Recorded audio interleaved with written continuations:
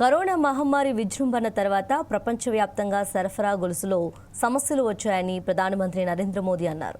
వివిధ దేశాల మధ్య యుద్ధాలతో చమురు ధరలు భారీగా పెరిగాయని, బంగారం ధరలు పెరుగుతున్నాయని గుర్తు చేశారు.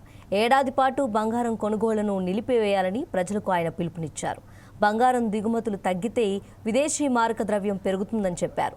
అయితే ప్రధాని మోదీ సూచన మేరకు మనం ఏడాది పాటు బంగారం కొనుగోలు చేయటం ఆపేస్తే దాని ద్వారా కేంద్రానికి వచ్చే లాభం ఏమిటి? ఆయన అలా ఎందుకన్నారు? ఆర్థిక వ్యవస్థకు ఎలాంటి లాభం జరుగుతుంది? ఏడాది పాటు పసిడి కొనుగోలుకు దూరంగా ఉండాలని ఆయన చేసిన విజ్ఞప్తి ఇప్పుడు దేశవ్యాప్తంగా చర్చనీయాంశమైంది.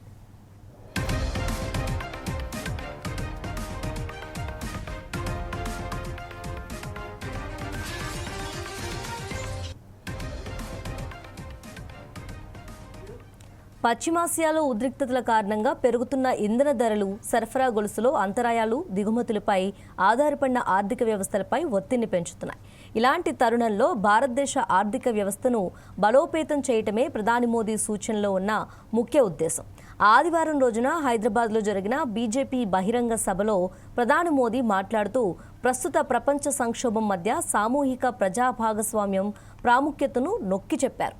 బంగారం కొనుగోళ్లు, విదేశీ ప్రయాణాలు వంటి అత్యవసరం కానీ విదేశీ మారకద్రవ్య లావాదేవీలను తగ్గించుకోవాలని కోరారు.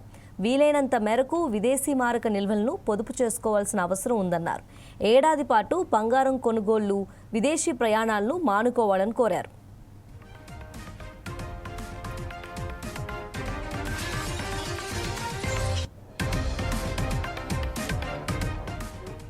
ఇంధన వినియోగాన్ని తగ్గించటం, ప్రజా రవాణాను ఉపయోగించటం, ఇంటి నుంచి పనిచేసే విధానాలు, సహజ వ్యవసాయం, స్వదేశీ ఉత్పత్తులకు మద్దతు వంటి చర్యలతో పాటు ఆర్థిక దేశభక్తిని ప్రోత్సహించే విస్తృత ప్రయత్నంలో భాగంగా ప్రధాని మోదీ ఈ విజ్ఞప్తి చేసినట్లు స్పష్టమవుతుంది. ప్రపంచంలోనే బంగారం అత్యధికంగా దిగుమతి చేసుకునే దేశాల్లో భారత్ 2వ స్థానంలో ఉంది. దేశీయ డిమాండ్ దిగుమతులపై ఎక్కువగా ఆధారపడి ఉంది. బంగారం దిగుమతులకు డాలర్లలో చెల్లింపులు జరుగుతాయి కాబట్టి భారీ ఎత్తున బంగారం కొనుగోలు చేయడంతో భారతదేశ దిగుమతులు బిల్లు విదేశీ మారక నిల్వలపై ఒత్తిడిని పెంచుతుంది. బంగారం వంటి విచక్షణతో కూడిన దిగుమతులను తగ్గించడం ద్వారా రూపాయిపై ఒత్తిడిని తగ్గించవచ్చు. దీంతో వాణిజ్య సమతుల్యత మెరుగవుతుంది. ప్రపంచం అనిశ్చిత పరిస్థితుల్లో ఉన్న తరుణంలో విదేశీ మారక నిల్వలను కాపాడుకోవటానికి ఇది సహాయపడుతుంది.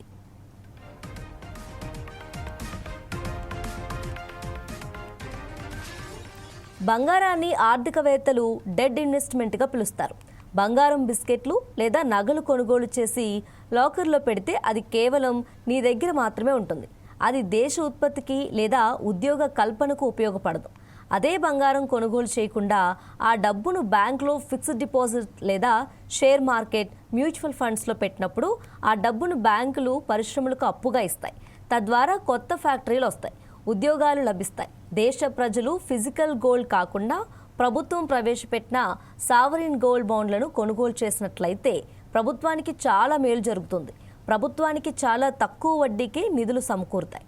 ఆ నిధులను రోడ్లు, రైల్వేలు వంటి మౌలిక సదుపాయాల కల్పనకు ప్రభుత్వం ఉపయోగిస్తుంది.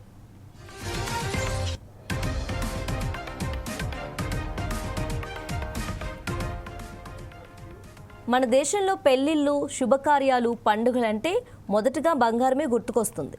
ఒక ఏడాది పాటు పెళ్లిళ్ల సీజన్లో బంగారం కొనుగోలును ఆపేయడం అనేది చాలా కష్టం. సామాన్యుడికి బంగారం అంటే ఒక ఆపద్బాంధవుడు లాంటిది. కష్టం వస్తే తాకట్టు పెట్టుకోవటానికి దాన్ని ఉపయోగిస్తూ ఉంటారు.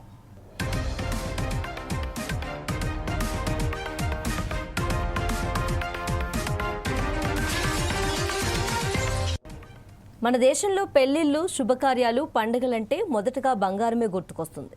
ఒక ఏడాది పాటు పెళ్లిళ్ల సీజన్లో బంగారం కొనుగోలును ఆపడం అనేది చాలా కష్టం. సామాన్యుడికి బంగారం అంటే ఒక ఆపద్బాంధవుడు లాంటిది. కష్టం వస్తే తాకట్టు పెట్టుకోవటానికి పనికొచ్చే ఏకైక ఆస్తి.